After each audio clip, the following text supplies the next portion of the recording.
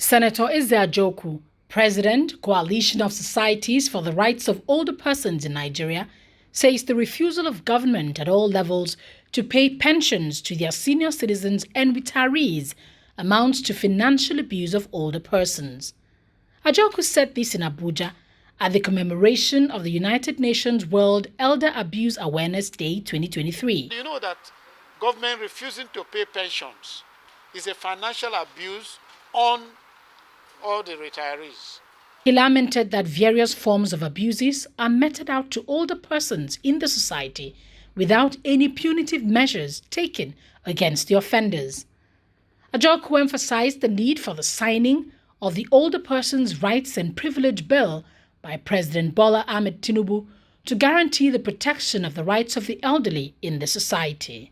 On World Elder Abuse Awareness Day, government, organizations, and individuals are encouraged to engage in discussions, initiatives, and campaigns that raise awareness about gender-based violence in old age.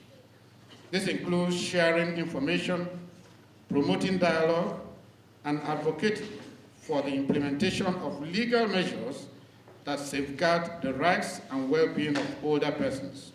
The main substance of COSROPIN sponsored Rights and Privilege Bill, the Older Persons Rights and Privilege Bill 2020, which the National Assembly passed and was sent to the President, is the prohibition of discrimination against older persons. When you look at Part 1 of that bill, Section 1, it makes it a crime for any person or institution to discriminate against any person on account of age or disability. To do so is to commit an offense punishable with a fine of 2 million for corporate organizations and 200,000 for individuals. But it does not preclude the victim from instituting a civil legal action.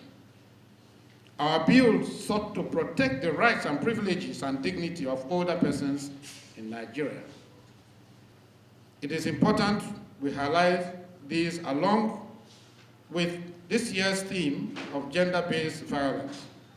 Some of these old persons here do not as much as have potable drinking water in their community.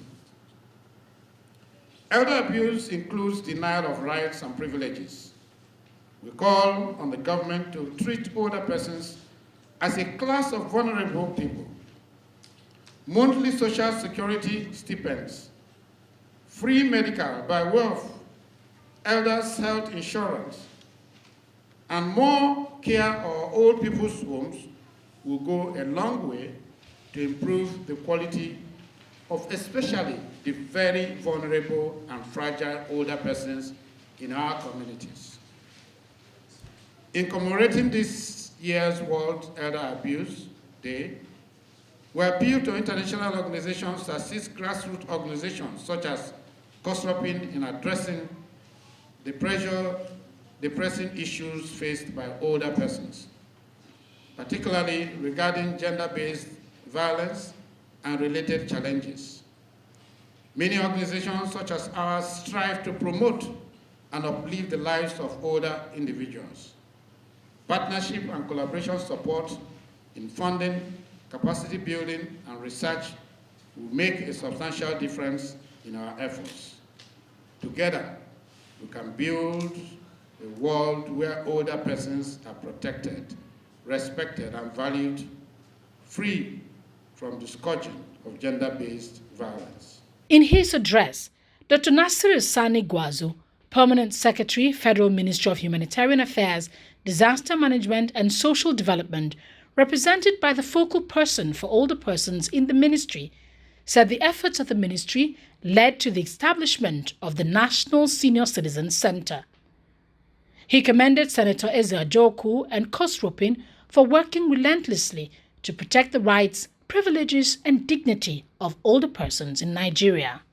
This team aligns with the efforts the last administration of President Muhammadu Buhari who made a lot of efforts by establishing the National Senior Citizens Center, which is in place now. And that center is purely established to take care of issues of older persons.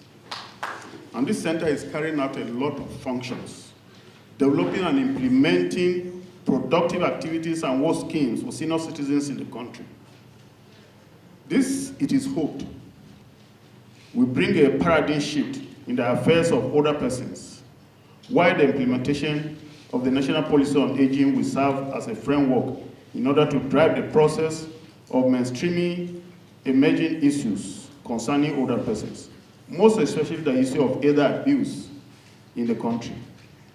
You see, the ministry also developed a national policy on aging. And this policy is to help, NGOs, the center, and even individuals implement issues that has to do with older persons, which is inclusive of elder abuse.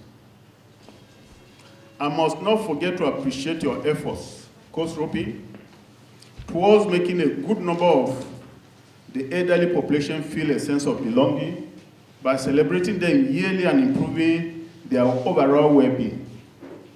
Your activities in complementing the federal government efforts can never be overemphasized.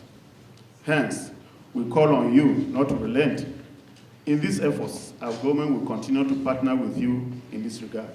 In his remarks, the Director General of Legal Aid Council, Abubakar Aliyu, represented by the Director, Planning, Research and Statistics in the Council, said free legal services are provided for all Nigerians, including the older persons, by the Council. Set up Legal Aid Council to provide free legal services to indigent people, but over the time it has extended to the vulnerable people in the world, especially in Nigeria.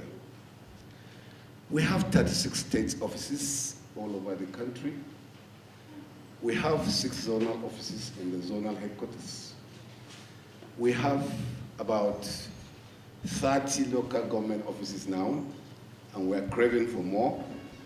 For lack of government funding, we had prayed that we'll have 774 offices all over the country.